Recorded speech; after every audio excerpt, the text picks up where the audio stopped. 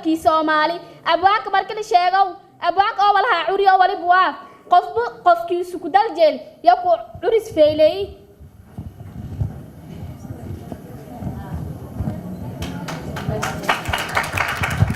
asarra damba aadanu loo gorsadaaye bulshay hay aqoonto asalidi lahaantooda af Soomaaliguna waa astaan aynu leenahay umad walba adabkeedii ay dhigtaa una adeegtaaye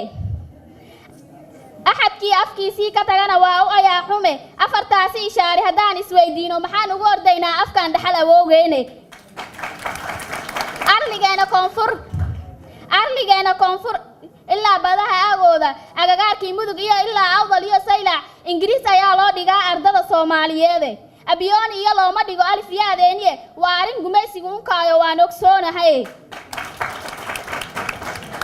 afartaasi ishaari haddaan afka kala eego orgay ebi waa lagu yaqaan or midkiina qane inan walbaba aabihii ka dhaxlaa aba bintuhuude information buu oranayaa odaygii Soomaaliyeed afartaasi isha